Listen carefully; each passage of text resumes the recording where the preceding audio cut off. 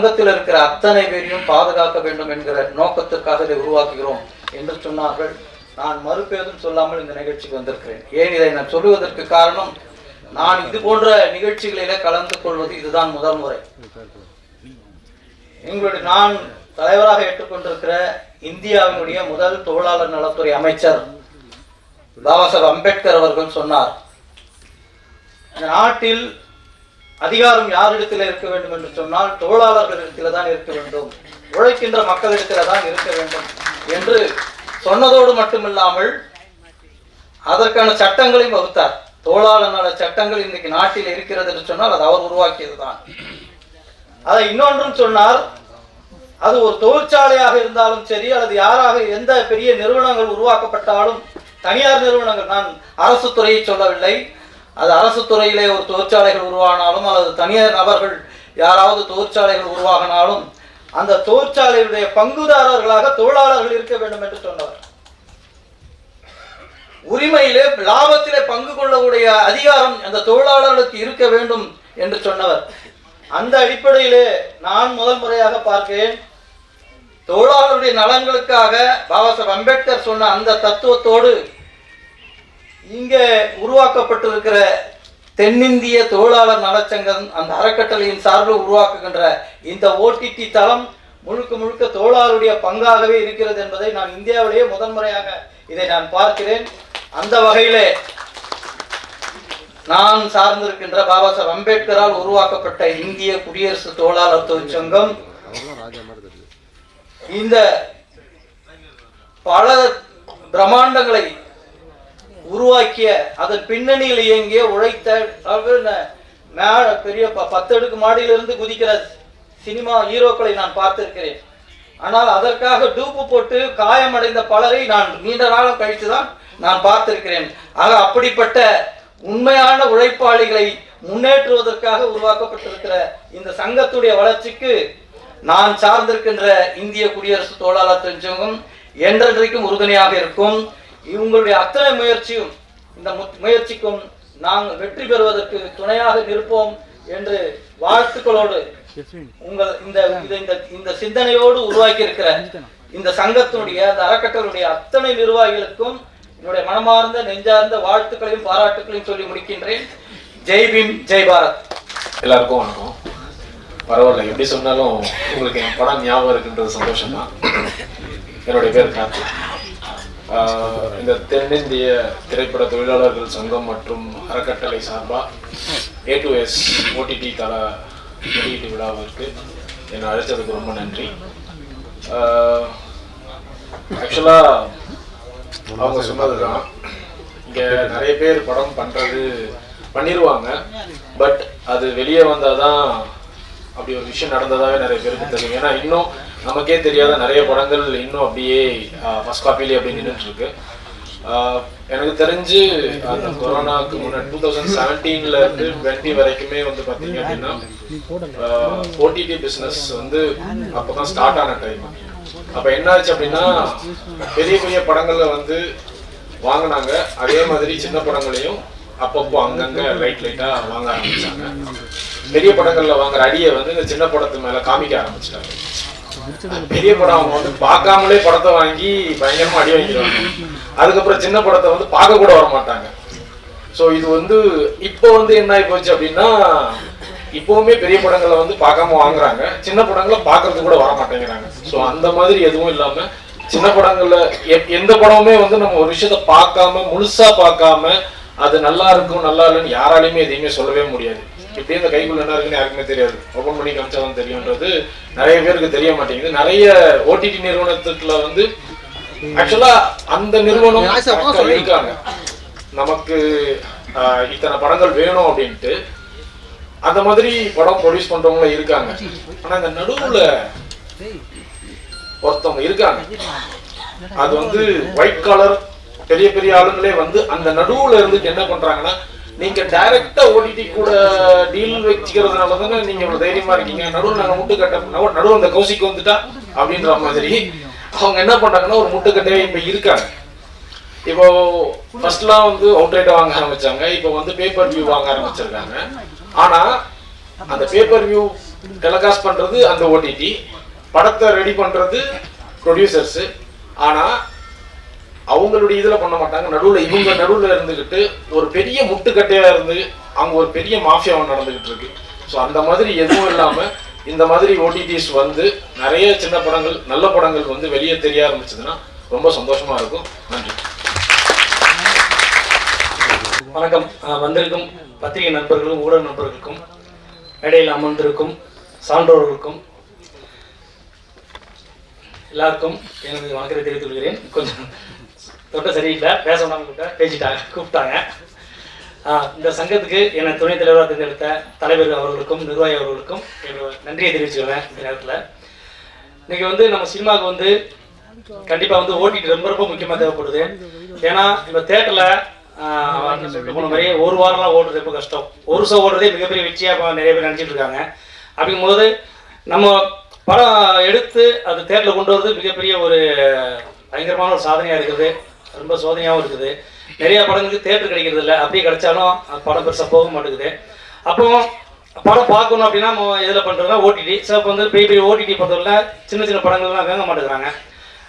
அதனால் அதுக்கு வந்து ஒரு ஓடிடி வந்து தைரியமாக ஆரம்பிக்கிறது. ஓடிடி ஆரம்பிச்சு சாதாரண வச்சு கிடையாது, மிகப்பெரிய கஷ்டம். இன்றைக்கி வந்து சினிமாவில் வந்து எத்தனையோ யூனியன் இருக்குது. கிட்டத்தட்ட தொழிலாளர் சங்கத்திலே 24 யூனியன் இருக்குது. இது இல்லாமல் தயாரிப்பு சங்கத்தில் எத்தனையோ யூனியன் இருக்குது. ஆனால் யாருமே ஆரம்பிக்க முன்னு வரல. அதோட கஷ்டம். ஒரு சிலர் ஆரம்பிச்சிருக்காங்க, அது எந்த அளவுக்கு சரியாக போகுதுன்னு தெரியல. இங்கே வந்து போன டைம் வந்து அன்பண்ண ஒரு ஓடிடி ஆரம்பிச்சிருக்காரு. அதெல்லாம் போயிட்டுன்னு சொன்னாங்க. அதுக்கப்புறம் சார் தனசரி சார் ஒரு ஓடிடி ஆரம்பிச்சிருக்காரு. ஸோ நம்ம எல்லாமே வந்து ஆதரவாக இருக்கணும், இருந்தால் தான் வந்து ஓடிடி சக்ஸஸ் ஆகும். அதே நேரத்தில் படம் எடுக்கிறது வந்து இப்போ ஈஸி தான். ஆனால் முதல்ல வந்து அதான் ஃபிலிம் டிஜிட்டல் மாத முன்னாடி ஃபிலிமில் வந்து படம் எடுக்கிறது கஷ்டம், ரிலீஸ் பண்ணுறது ஈஸியாக இருந்தது. இப்போ அப்படியே டோட்டலாக மாறிடுச்சு. படம் எடுக்கிறது ஈஸி, ரிலீஸ் பண்ணுறது ரொம்ப கஷ்டம்னு. ஸோ இப்படி நேரத்தில் வந்து நமக்கு வந்து ஓடிடி வந்து நமக்கு ஒரு வரப்பிரசாதமாக இருக்கும். இன்றைக்கி வந்து எவ்வளோ படங்கள் கிட்டத்தட்ட ஒரு 3000 படங்கள் வந்து ரிலீஸ் பண்ண முடியாமல் இருக்கிறாங்க. அதாவது தேட்டரும் கிடைக்கல, ஓடிடியும் கிடைக்கல, அவங்களுக்கு ஒரு சேனல்ஸ் கிடைக்க எதுவும் இல்லை. அதேமாதிரி ரிலீஸ் ஆன படங்கள் கிட்ட பார்த்தீங்கன்னா ஒரு எப்படி தான் ஒரு 2000 படங்கள் வந்து எதுலேயுமே வராமல் இருக்குது. ஸோ அதேமாதிரி ரிலீஸ் ஆன படங்கள் எல்லாமே ஒரு வரப்பிரசாதமாக இருக்கும். இது ஒரு மாதம் முன்னாடி தலைவர் கூப்பிட்டு ஒரு மீட்டிங் போட்டார். எல்லாம் எப்படி பண்ணலாம்னு கேட்கும்போது நாங்கள் வந்து ஒவ்வொருத்தரும் ஒரு ஐடியா சொல்லும்போது அவரோட மைண்ட் எல்லாம் என்னென்னா, சார் ஓடிடி ரிலீஸ் பண்ணணும், ப்ரொடியூசர்ஸ்க்கு வந்து 80%, மற்றவங்களுக்கு 20% அதை தான் பேசியிருந்தார். சார் ப்ரொடியூசர்ஸ்க்கு நிறைய இது பண்ணணும், நிறைய சம்பாதிச்சு கொடுக்கணும். அவர் எண்ணங்கள், அவங்க எண்ணங்களும் பெரிய எண்ணங்களாக இருக்குது. ஸோ நான் வந்து நிறைய யூனியனில் இருக்கிறேன். ஆனால் இந்த யூனியன் ஃபங்க்ஷன் போக மாட்டேன், ஏன்னா நமக்கு நேரம் இருக்க நம்ம நிறைய படம் பண்ணுறதுனால. ஆனால் இந்த இதுக்கு வந்து நான் அவருடைய எண்ணங்கள் முழுக்க ஒரு ப்ரொடியூசரை பற்றிய எண்ணங்களாக இருக்குது. ஸோ ப்ரொடியூசர் வந்து பணம் போடுறாங்க, அவங்க தான் வந்து எப்படியா சம்பாதிக்கணும், ஃபோட்டோ முதல்ல எடுக்கணும் அப்படின்னு அவருடைய எண்ணங்கள் அப்படி இருந்துகிட்டே இருக்குது ஒவ்வொரு டைமும். அதாவது இப்போ இந்த யூனியன் வந்து ஆரம்பிச்சு இப்போ கொஞ்ச நாள் ஆச்சு. ஆனால் கொஞ்ச நாள்லேயும் இவ்வளோ மெம்பர்ஸ் வந்து மிகப்பெரிய விஷயம். எந்த யூனியனுக்கும் இவ்வளோ சப்போர்ட்டுக்கு கிடைக்காது. இந்த யூனியன் சப்போர்ட்டு கிடைக்குதுன்னா தலைவர் அவரோட மனசை பொறுத்து தான். சரி, எனக்கு தெரிஞ்ச ஒரு எப்படி 300-400 மேலே மெம்பர்ஸ் இது வரைக்கும் சேர்ந்துருப்பாங்கன்னு நினைக்கிறேன். ஸோ இந்த ஓடிடியை வந்து நம்ம வந்து பயன்படுத்திக்கிடணும். அதாவது சினிமாவை பொறுத்தவரையில் ஒவ்வொரு காலகட்டத்திலையும் சினிமா மாறிக்கிட்டே இருக்கும். அதுக்கேற்ற நம்ம மாறினோம்னா நம்ம ஸ்டாண்டர்டாக ஒரு இடத்த பிடிச்சிக்கலாம். அது சின்ன படமா பெரிய படமாக்குறதுக்கு 2வது பட்சம். அது வந்து தேட்டரில் வந்து ஆடியன்ஸ் சொல்கிறது தான். வேறு சின்ன படமா பெரிய படம் ஆடியன்ஸ் சொல்கிறது அவங்களுக்கு தெரியும். இன்னைக்கு பார்த்தீங்கன்னா யூடியூப்லேயே சரி, யூடியூப்ல வந்து நிறைய சின்ன படங்கள் போட்டிருக்காங்க. பெரிய படம் ஈக்குவலாக அதை பார்க்குறாங்க. அந்த படம் படம் நல்லா இருக்க போய் தான் வந்து அந்த படத்தை பார்க்குறாங்க. அதாவது ஓடிடி வந்து ஒரு அமேசான் ஓடிடி சின்ன அப்படிலாம் கிடையாது. படம் நல்லா இருந்தால் எந்த ஓடிடினாலும் ஓடும். ஸோ இந்த ஓடிடி வந்து நம்ம ஒரு வரப்பிரசாதமாக நம்ம பயன்படுத்திக்கணும். ஸோ படம் ரிலீஸ் பண்ணவங்களும் தலைவரை பார்த்து இந்த ஓடிடியில் உங்கள் படத்தை போடுங்க. தேட்டரில் ரிலீஸ் பண்ணிட்டு கூட நீ பண்ணுங்க. சப்போஸ் தேட்டர் ரிலீஸ் பண்ண முடியல அப்படின்னா நல்ல நல்ல கதைகள் நிறைய இருக்குது. இப்போ வந்து ஒரு 10 வருஷத்துக்கு முன்னாடி எடுத்த படம் தான் மதகர ராஜா, ரிலீஸ் ஆகி நல்லா போச்சு. ஸோ அதுமாதிரி எவ்வளோ நல்ல படங்கள் 10 வருஷத்துக்கு முன்னாடி எடுத்த படங்கள் இருக்குது, ரிலீஸ் பண்ண முடியாமல் இருக்கிறாங்க. எத்தனை பேர் இருக்கிறாங்க. ஏன்னா போஸ்ட் ப்ரொடக்ஷன் முடிச்சுட்டு அதுக்கப்புறம் எங்கே போகுதுன்னு தெரியாமல் நிறைய பேர் இருக்கிறாங்க. எந்த ஓடிடி போகிறதா, இல்லை சேட்டலைட்டை போகிறதா, இல்லை ரிலீஸ் பண்ணுறதா, எப்படி ரிலீஸ் பண்ணுறது, யார்கிட்ட போய் ரிலீஸ் பண்ணி கொடுக்குறது. ஏன்னா நீங்கள் வந்து ரிலீஸுக்கு நம்ம ஸ்டேட்டாக ரிலீஸ் பண்ண முடியாது. அதுக்குன்னு ஒரு யூனிட் இருக்குது, அதுக்கு மீடியேட் இருக்காங்க. ஸோ அவங்க மூலம் தான் நம்ம ரிலீஸ் பண்ண முடியாது தேட்டரில் கூட. ஆனால் அது எல்லா மீடியேட்டரும் நல்லவங்களாம் கிடையாது. அதில் வந்து 110 பேர் தான் நல்ல ஆளாக இருக்காங்க. 90 பேர் ரொம்ப ஃப்ராடாக தான் இருக்கிறாங்க. ஒரு ப்ரொடியூசர் கிடைச்சிட்டாங்கன்னா எந்த அளவுக்கு ஏமாற்ற முடியும்னு நினைக்கிறாங்க. என் அனுபவத்தை சொல்கிறேன், நான் பொதுவாக சொல்லல. ஆனால் ஒரு 10% மீடியேட்டர்ஸ் நல்லா பெர்ஃபெக்டாக இருக்கிறாங்க. ஸோ அவங்கள மேலே ஆள் நம்ம தேடி பிடிக்கிறது ரொம்ப கஷ்டம். ஆனால் அதே மாதிரி அந்த 10 பேரில் இந்த ஓடிடி ஒன்று வந்துருக்குது. ஸோ நம்ம ஓடிடியை பயன்படுத்திக்கலாம். எப்போதுமே வந்து ஒரு பொருளை வந்து பயன்படுத்துவது நம்ம கையில் தான் இருக்குது. அதாவது துளசி செடி இருக்கிற இடத்துல தான் விசை செடி இருக்கும். ரெண்டில் எது எடுக்கிறோம் அதுதான் முக்கியம். அதுமாதிரி சினிமாவில் வந்து நம்ம வந்து நல்ல ஆட்களை செலெக்ஷன் பண்ணிட்டாலே நம்ம வந்து ஒரு நல்ல ஒரு இடத்துக்கு வந்துடலாம். இது மூலம் இந்த ஓடிடி மூலம் நல்ல இயக்குநர்கள் ஒரு நல்ல நடிகர்கள் எல்லாமே வெளியே வாய்ப்பு இருக்குது. இப்போ வந்து சூரியனை போட்டு படம் வந்து ஓடிடியில் வந்து தான் மிகப்பெரிய வெற்றி ஆயிடுச்சு. அது வந்து நேஷனல் அவார்டில் எல்லா அவார்டும் வாங்கிச்சு. தேட்டரில் வந்து ரிலீஸ் பண்ணலாம். அதேமாரி இந்த படங்கள் வந்து நீ ஓடிடியில் நம்ம படங்கள் எந்த படம் வந்தாலும் பார்க்கணும். ஸோ நம்ம பார்க்க டைம் இருக்குது, மொபைலில் பார்த்துக்கலாம், வீட்டில் பார்க்கலாம். ஆனால் இந்த ஓடிடி ஓடிடி வெற்றி அடைகிறது எல்லாமே முழுக்க நம்ம கையில் தான் இருக்குது. இது ஆரம்பிக்கிறது அவ்வளோ கஷ்டம், ஆரம்பிச்சிட்டாங்க. ஸோ அது மிகப்பெரிய வெற்றியை உருவாக்கணும், கொண்டு போகணும். அதுமாரி சினிமாவில் வந்து நம்ம வந்து அப்பப்போ, அதாவது சினிமா எப்படின்னா வளர்ச்சி அடைஞ்சிட்டே இருக்கும். சினிமா எப்பவுமே அழியாது, சினிமா அழியறதுக்கு வாய்ப்பும் கிடையாது. ஏன்னா இன்னைக்கு வந்து நம்மளுடைய ஒரு மன கஷ்டத்தை எதுவாக இருந்தாலும் போக்குறதுக்கு சினிமா தான். சினிமாவில் போய் உட்காந்து எல்லா படம் பார்க்கும்போது நம்மளுடைய கவலையெல்லாம் போயிடும், நம்ம வந்து ஒரு புத்துணர்ச்சி ஆகிருப்போம். ஸோ அதேமாரி இந்த வாய்ப்பை பயன்படுத்திக்கணும். இதில் ஒவ்வொரு இயக்குநர்களும் ஒவ்வொரு டைரக்டர்களும் சரி நடிகர்கள் ப்ரொடியூசர்ஸ் எல்லாமே வந்து இந்த ஓடிடியை நீங்கள் வந்து எல்லாமே சப்ஸ்கிரைப் பண்ணணும். ஏன்னா வந்து எல்லாருமே வந்து நீங்கள் மட்டும் பண்ண பத்தாது, உங்கள் நண்பர்கள் எல்லாருக்குமே கொடுத்து இது நம்மளுடைய சேனல்ஸ் இந்த ஓடி நம்மளுடைய எல்லாருக்கும் ஒரு எண்ணங்கள் வந்துருச்சுன்னா இது கண்டிப்பாக சக்ஸஸ் ஆகும். சரி, பேச வாய்ப்பு கொடுத்த நண்பர்களுக்கும் கொடுத்த தலைவருக்கும் எல்லாருக்கும் வணக்கம் சொல்லிக்கிறேன். நன்றி, வணக்கம். தென்னிந்திய திரைப்பட தொழிலாளர் நலச்சங்க அறக்கட்டளையின் தலைவர் தனசேகரன் அவர்களே, மாநில தலைவர் திருஞானம் அவர்களே, பொதுச் செயலர் ரமேஷ் அவர்களே, அன்பண்ணன் பிச்சாண்டி அவர்களே, ரவி அண்ணாமலை அவர்களே, தங்களை எல்லாம் உங்களோடு இன்னையும் அழைத்து இந்த விழாவுக்கு சிறப்பித்து வருகை புரிந்ததற்கு, எனக்கும் வாய்ப்பளித்ததற்கு விழா குழுவினர்களுக்கு, மகிழ் திரைப்பட துறையினருக்கு, ஏஎஸ்ஓபிடி தர வெளியீட்டு விழாவில் அனைவருக்கும் என்னுடைய வாழ்த்துக்களை தெரிவித்துக் கொள்கின்றேன். விழாவில் கலந்து கொண்டுள்ள ஹரிதாஸ் அவர்களுக்கு, சர்மிளா ராஜ் அவர்களுக்கு, சிவசங்கர், கஜி நாராயணன் அவர்களுக்கு, காசிநாதன் அவர்களுக்கு, பகவதி பாலா அவர்களுக்கு, பிரியா, சந்திரசேகர் அனைவருக்கும், அதற்கு மேலாக நமது ஊடக துறையினுடைய பத்திரிகையாளர்கள் அனைவருக்கும் என்னுடைய மனமார்ந்த வாழ்த்துக்களை தெரிவித்துக் கொள்கின்றேன். சிறப்பு விருந்தினராக பங்கெடுத்துக் கொண்டிருக்கக்கூடிய விரும்புகத்தனுடைய எம்எல்ஏ பிரபாகர் ராஜா அவர்களே, பல்லாவரத்துடைய கருணாநிதி அவர்களே, அமைச்சர் அவர்களே, அன்புவேந்தன் அவர்களே, ராமமோகன் அவர்களே, பெரியார் நாயர் அவர்களே, வி கமல்ராஜ் அவர்களே, அருணாச்சலம் அவர்களே, ராஜ்புரன் அவர்களே, வனஜா தயானன் அவர்களே, எம்ஏ எம்பி மற்றும் ஹரிதாஸ் அவர்களே, ரேகா நாயர் அவர்களே, ஆர் கண்ணன் அவர்களே, ஆர்எஸ் கார்த்திக் அவர்களே, காரித்திரர் அசோக்குமார் அவர்களே, அனைவருக்கும் எனது சேலமாரா அன்பு தொழிலாளர் சார்பாக, எனது சேலமாரா கல்லூரியின் சார்பாகவும், தென்னிந்திய ஹோட்டல் சங்க தலைவர் என்ற முறையிலும், எங்களுடைய வணிகர் வியாபாரி சங்கத்தின் விக்ரமராஜா அவர் தலைவரையும் இருக்கக்கூடிய எங்கள் நிறுவனத்தின் சார்பாக உங்களுக்கு மாலை வணக்கத்தை தெரிவித்து, சற்று ஓய்வில்லை எனக்கு, நேராக வியட்நாம்லேருந்து மலேசியா போய், மலேசியாவிலேருந்து சென்னை வந்து யாழ்ப்பாணம் போய், இலங்கைக்குள்ளே போய் அப்படியே ஏர்போர்ட்லேருந்து குடியே வந்துட்டேன். வீட்டுக்கு கூட நான் போகல. எனக்கு ஏர்போர்ட் வந்த உடனே இங்கே வந்துக்கிறேன், போனால் லேட் ஆகிடுமோன்னு உங்கள் முகத்தெல்லாம் காண அவளோடு வந்த பெரும் மதிப்பும் அன்பும் செலுத்தினீர்கள். பெரும் பணிகளிலே ஈடுபட்டிருக்கிறீங்க. ஏன்னா இந்த மாதிரி சிறு திரைப்பட துறையினருக்கு எவ்வளவு சிரமங்கள் இருக்கும். அந்த படங்களை எடுப்பது எவ்வளவு சிரமம், அதை வெளிவிடுவதில் எவ்வளவு சிரமம், தேட்டர்கள் கிடைப்பது இன்னைக்கெல்லாம் ஒரு மிக குதிரை கும்பான காலத்துல கூட இத்தகைய இன்னல்கள்ல நானும் தோண்டே போயிட்டேன். நாங்கள் படத்தை எடுத்து வெளியிடவே முடியல, மனவெடுத்து ஷூட்டிங்குமே நிறுத்திவிட்ட உங்க மன உறுதியை பாராட்டுகிறேன். ஏன்னா இவ்வளவு தைரியத்தோடு நீங்கள் இந்த கஷ்டத்தோடு இந்த சூழ்நிலையில இப்படி முன் வந்து கலைஞர்களுக்கு வாய்ப்பளிப்பதும், அந்த நிறுவனத்தின் ப்ரொடியூசர்களை உங்களான தயாரிப்பாளர்களை நினைத்து பார்க்கின்ற நேரத்தில், அதே போல இந்த தனசேகரன் அவர்கள் ஏதோ ஒரு முயற்சியை எடுத்துக்கொண்டே இருப்பார். எப்படிதான் என்று நான் கூட காருக்குள்ள உட்காந்து பேசிக்கிட்டே தான் வந்தேன். என்னதான் பண்றாங்க இவங்க, எப்படி இதெல்லாம் நடத்துறாங்க, என்ன வருமானம் இருக்கும், இப்படிலாம் வியந்து நான் பார்க்கக்கூடிய அளவுக்கு இருக்கு. இங்க ஒரே நேரத்துல 4 நிகழ்ச்சிகள் நடந்திருக்கு. எனக்கு தெரிஞ்சு 4 படத்திருப்படம் நடத்தியிருக்கிறோம். ஓபிடியிலேருந்து திரைப்படத்திலேருந்து மீண்டும் 2 திரைப்படத்துக்கு விதையை போட்டுட்டு இருக்கிறீங்க. மிக மிக வாழ்த்துக்கள் உங்கள் அனைவருக்கும்.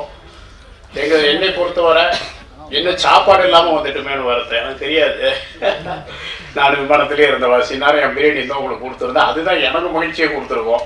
இந்த பிரசாத் லேபில் ஒத்த செருப்பு கார்த்திகன் சாருக்கு பெரிய வெற்றி படம், மன்சூர் அலிகான் சாருக்கு 100க்கணக்கான திரைப்படங்களுக்கு நான் உணவளிச்சு என்ன இதெல்லாம் கேட்குறதே கிடையாது. மக்களும் ஆண்டவனும் கொடுத்த வாழ்க்கைதுன்னு சொல்லுவேன். அது ஒன்று தான் இந்த நிகழ்ச்சியில் எனக்கு குறைய தெரியுது. ஆமாம், ஏன்னா வெளிச்சுற்றுப்பயணத்தில் இருக்கும்போது அதை கவனிக்க தவறிட்டு ஒரு இடம் கடந்து உரையாடுறது மறந்துட்டேன். அடுத்த நிகழ்ச்சியில் தனசாகர் அண்ணனுக்கு நான் அதை வழங்கி விடுகிறேன். வழங்கி புரிந்த அனைவர பத்திரிகை ஊடகத்துறை அனைவருக்கும் என்னுடைய வாழ்த்துக்களையும் நன்றியும். வெற்றிக்கான தூண்டு விடாமல் நம்ம உழைத்தால்தான் வெற்றி அடைய முடியும். எந்த ஒரு தோல்வியும் கூட நமக்கு ஒரு பாடத்தை கற்றுத்தருந்தும் சொல்லுவோம். வெற்றி கூட கொஞ்சம் ஓய்வு கொடுக்கும், ஆனால் தோல்வி என்பது தான் ஒரு பாடத்தை கொடுக்கும். வியட்நாமில் நடந்த டனாங் நகரின் மாநாட்டில் கூட இந்த மன உறுதிக்கான விஷயத்தை தான் நான் பேசிட்டு வந்தேன். யாழ்ப்பாண தமிழர்கள் உலகெங்கும் ஆளும் தமிழராகிய நான் அந்த மாநாட்டில் தமிழில் பேர் சூட்ட நம்ம குழந்தைகளுக்கு ரொம்ப வருத்தமாக இருக்குது. அந்த ஒரு விஷயம் தமிழில் பேர் சூட்ட வேண்டும். நம்ம முன்னோர் தலைவர்கள் எல்லாம் கண்ட கனவு இது. தமிழில் பேர் சூட்ட வேண்டும் என்று மிக மிக தாழ்மையுடன் நான் கேட்குறது ரொம்ப அது ஆபத்தான விஷயம். இன்னும் இந்த அளவு நம்ம தமிழர்கள் தாழ்ந்து விட்டோமான் என்று. தமிழனா பிறந்தா நமக்கு ரத்தத்திலையும் நம்ம உயிரிலும் அது கலந்த மொழி. அந்த மொழியிலே ஏதோ நேமாலஜி பார்க்குறோம், தோஷியம் பார்க்குறோன்னு சொல்லி பேர்கள் அது மற்றபடி கூட தமிழில் வைங்க. என் பேர் என்ன தெரியுமா? தமிழ்ச்செல்வன். மேடையில் போகிற இந்த ஓபிடியை திறந்த நண்பர் சொன்னார், அண்ணே இப்போ சொன்னார், அந்த தம்பி இன்றைக்கி தான் நான் சந்தித்தேன். அவருக்கு சால்வேடிக்கு போய் சொன்னார், உங்கள் பேர் செல்வராஜ் தானே, நீங்கள் தமிழ்ச்செல்வன் மாற்றிட்டீங்கன்னாரு. இப்போ புரியுதுங்களா என் கோபம் என்னன்னு? ஏன் செல்வராஜாவே நான் இருந்திருக்கலாம். வச்ச தாய் தந்த பேரையும் நான் வெளியே எடுத்தேன். உயிர் கொடுத்த தாய் தந்தாலும் நம்மளை வாழ வைப்பது இந்த மொழி தான். என்ன செல்வராஜ் அப்படின்னு தூக்கி போட்டு தமிழும் செல்வத்தையும் கூட சேர்த்து கொண்டேன். தமிழ் நான் பேசும் மொழி, செல்வம் எனக்கு ஆண்டவனும் மக்களை நீங்கள் கொடுத்துருக்கிறீங்க. மொழியை நான் நினச்சேன், மொழி என்ன நினச்சிருக்குது. அதான் உங்கள் முன்னாடி ஒரு டீ கிளாஸ் சென்னையில் கழுவுற பையன், ஒரு சாதாரண ஹோட்டல் கிளீனரு, அப்புறம் சப்ளையரு, சாலை ஓரத்தில் தள்ளுவண்டி போட்ட நான் இன்றைக்கி ஆயிரக்கணக்கான பேருக்கு வேலை வாய்ப்பு உருவாக்கி உங்கள் முன்னாடி நிற்கிறேன்னா நேசித்து என் தாய் தந்தையோட என் மொழியை நேசித்து. இது ஒப்புக்காக சொல்ல, என் வாழ்க்கை தான் உதாரணமே. மண்ணையும் மொழியும் நேசியுங்க.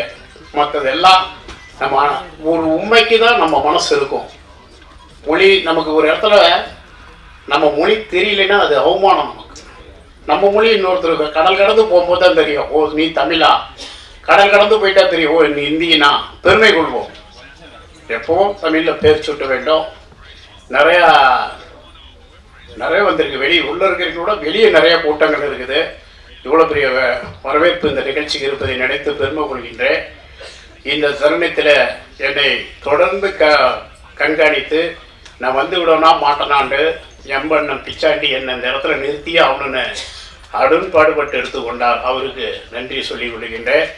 நடனம் முடிந்து அமர்ந்திருக்கும் நம் குழந்தைகள் அனைவருக்கும் என் வாழ்த்துக்களையும் தெரிவித்துக் கொள்கின்றேன். நடனத்தால் நமக்கு என்ன பெருமைகளோட இந்த நடனத்தால் தமிழுக்கு பெருமை, உங்கள் உடல் ஆரோக்கியத்திற்கு பெருமை. இதற்கெல்லாம் உங்களுக்கு உறுதுணையாக இருக்கும் சப்போர்ட் பண்ணுற தாய் தந்தைக்கு என் அன்பு வணக்கங்களையும் நன்றியும் செலுத்துகின்றேன். குழந்தைகள் இப்படி தான் இருக்க வேண்டும். அவங்களுடைய ஃபிட்னஸ் ரொம்ப நல்லா இருக்கும். நம்ம கலாச்சாரம் மேம்படும். இதுதான் நம்ம நடனம். தமிழகத்தில் இருக்கக்கூடிய நடனங்களே இதுவும் உண்டு. பறையும் நமது நடனம் தான். அதோடு சேர்ந்து இதுவும் நமது நடனம். குச்சிப்புள்ளி விளையாட்டுகள், கபடி விளையாட்டுகள், இதெல்லாம் தமிழர்களை சேர்ந்த நமது காளை அடக்குவது, மாடு பிடிப்பது, கம்பு சண்டைகள் இடுவது, இதெல்லாம் நம்ம தமிழ் பண்பாடு. உங்களை மனதார பாராட்டுகின்றேன். உங்களை வழிநடத்தும் தாய் தந்தை பாராட்டி இது போல உங்கள் வழிநடத்தும் உங்களுக்கு குருவாக இருக்கக்கூடிய உங்கள் பயிற்சியாளரை மனதார வாழ்த்துகின்றேன். உங்களுக்கு எந்த உதவிக்காவது வேண்டுமென்றால் நான் செய்ய தயாராக இருக்கின்றேன். இப்போ கூட நான் எங்கிருந்து வருகின்றேன்? யாழ்ப்பாணத்தில் தான் நான் பொங்கல் விழாவையே கொண்டாடினேன். கிட்டத்தட்ட ஒரு 500 பிள்ளைகளுக்கு பாடம், புத்தகம், டேபிள், சேரு, பிரியாணி, பேக்கு. வெறும் பிரியாணி தான் கொடுக்கலான்னு இருந்தேன். ஆனால் அந்த பகுதியில் படுற கஷ்டம் இந்த காலையில் பிள்ளைங்களுக்கு உங்களுக்கு தெரியாது. மிக துயரம். எவனுக்குமே கை காலே இருக்காது. நான் 2 மணி நேரம் முல்லைத்தீவுக்கு பயணித்தேன் யாழ்ப்பாணத்திலிருந்து. இந்த 2 மணி நேரத்துல டவுனு கடைங்கன்னு வந்தது மொத்தமே 2 நிமிஷம் தான் இருக்கும். அந்த ஏரியா ஃபுல்லா கிட்டத்தட்ட நான் ஒரு 100-150 கிலோமீட்டர் போயிருப்பேன். வெறும் காடுகள், முள்ளிவாய்க்கால் காடு, அனந்தபுரம் காடு, விஸ்வமுடு காடு, ஆனையிறவு, புது குடியிருப்பு, வெறும் காடுகள். ஒரு தீக்குகள் கூட வழி இல்லை. இன்னைக்கு யாரும் கிடையாது. போர் முடிஞ்சு 17 ஆண்டுகள். உங்கள் தமிழர்களுக்கு பிள்ளைங்களுக்கு தெரிய வாய்ப்பு இல்லை. இவங்கெல்லாம் அப்போ தான் பிறந்திருப்பாங்க, நமக்கு தெரியும். அப்படி மக்கள் சாப்பாட்டுக்கும் ஒன்றும் இல்லாமல் கஷ்டப்படுற மண்ணில் போயிட்டு உரையாற்றிட்டு என்ன உதவிகள் வேண்டும், ஒரு 7 நாள் சாப்பாடு கொடுங்கண்ணா. நாங்கள் பொங்கலையும் நாங்கள் தான் கொண்டாடினேன். நான் நினச்சி நாங்கள் இருந்திருக்கலாம். ஆனால் பொங்கலுக்கு அங்கே கொண்டாடிட்டு இங்கே வந்து நம்ம பத்திரிகையாளர் சங்கத்திற்கு கதிரவன் அவர்கள் ஏற்பாடு செய்திருந்தாங்க. நம்ம தமிழிசை பாஜக முன்னாள் தலைவர், தெலுங்கானா கவர்னர், பாண்டிச்சேரி கவர்னர் அவர்களுக்கு தலைமையில் அன்னதானத்தை நலத்திட்டத்தையும் அவர்களே அந்த பிரியாணி தட்டை பிடித்து கொடுத்தார்கள். என்னையும் மனமாற வாழ்த்தினார்கள். இங்கேயும் நான் நிகழ்ச்சி நடத்தி கொண்டிருந்தேன். நான் சம்பாதிப்பதெல்லாம் ஒரு பகுதியை என் கண் முன்னே யாருக்கு எந்த உதவியும் இல்லை என்று நான் சொல்லுவதே இல்லை. என் இல்லத்திலேயே உணவகம் இருக்கும். யாராவது வந்தால் சாப்பிட்டு போட்டோம். பிரியாணி ஊர்லேருந்து பார்க்க வந்திருப்பான். வீட்டில் இருக்கிற பொம்பளை உடம்பு சரியில்லாமல் கூட வந்துருவாங்க. அந்த நல்ல எண்ணத்தில் தான் நான் வாழ்ந்து கொண்டிருக்கின்றேன். சில கருத்துக்கள் பத்திரிகைகள் கூட எனக்கு ஏன்னா கிளம்பும்போது கூட கலாட்டா சேனல், பிகே நியூஸு, பாலியல் சர்ச்சை நான் பேசிவிட்டேன், பாலியல் இங்கே வேண்டும் என்று பேசிவிட்டேன்னு பத்திரிகை தெரியுது. சர்ச்சைக்கு நீங்கள் கேள்வி கேட்டிருந்தாலும் அந்த கருத்து நான் பல விஷயங்கள் முன்னேற்றத்துக்கு பேசியிருக்கேன். நம்ம இந்தியாவின் முன்னேற்றத்துக்கு, தமிழகம் முன்னேற்றத்துக்கு என்ன செய்ய வேண்டும், பொருளாதார உற்பத்தியில் நாம் முன்னேறுவதற்கு உள்நாட்டு உற்பத்திகள் தேவை. நாம் பேசும் கைஃபோன்களே நம்ம கையில், நம்ம நாட்டில் இல்லை. நீங்கள் ஆப்பிள் ஃபோன் எடுத்தால் அமெரிக்கா, சாம்சங் ஃபோன் எடுத்தால் தாய்லாந்து, சோனி ஃபோன் எடுத்தால் ஜப்பானு, விவோ, ஓப்போங்கிற அந்த கொஞ்சம் குறைந்த விலையில் இருக்கிற ஃபோனு கூட 30% தான் இந்திய மனம், 70% சைனா ஃபோனு. என்ன தான் நம்மக்கிட்ட டேபிள் சேர் இருந்தால் கூட சைனாங்கிற மாதிரி இல்லை. இன்றைக்கி கட்டக்கூடிய அத்தனை 5 ஸ்டார் ஹோட்டல் முன்னணி நிறுவனங்கள் எல்லாமே சைனாலேருந்து இறக்குமதி பண்ணி தான் தன்னுடைய வீட்டு அலங்கார பொருட்களை பயன்படுத்துகிறாங்க. இத்தகைய துறையெல்லாம் முன்னுக்கு வர வேண்டும் என்பதில் சேர்த்து தான் பதிவு பண்ணியிருந்தேன். உள்நாட்டு உற்பத்தி, விவசாய உற்பத்தி தேவை, நீர்வழி சாலைகள் தேவை. அப்படி நீர்வழி அணைக்கட்டுகளை கட்டுவது மூலம் அணைக்கட்டுகளிலிருந்து தான் மின்சாரத்தை எடுக்க முடியும். மின்சாரத்தை அப்படி நம்ம சேமித்தால் தான், எந்தெந்த வகையிலெல்லாம் மின்சாரத்தை சேமித்தால் தான் நம்ம வல்லரசாக முடியும். அந்த மின்சாரம் தான் கட்டணம். இப்போ நமக்கு அதிக அளவில் தமிழ்நாடு அரசு கூட மிகப்பெரிய கட்டணமாக இருக்குது. இத்தகைய விஷயங்களை தான் நான் பேசினேன். அதற்கெல்லாம் யாரும் என்னிடம் பேட்டி எடுக்க வர்ற. ஆனால் ஒரு விஷயம் இதை சொன்ன உடனே இதுக்கு மட்டும் நிறைய பேர் அப்போ கவனம் எல்லாம் அங்கே தான் வச்சிருக்கிறாங்க நிறைய பேருங்கிறது தான் புரியுது.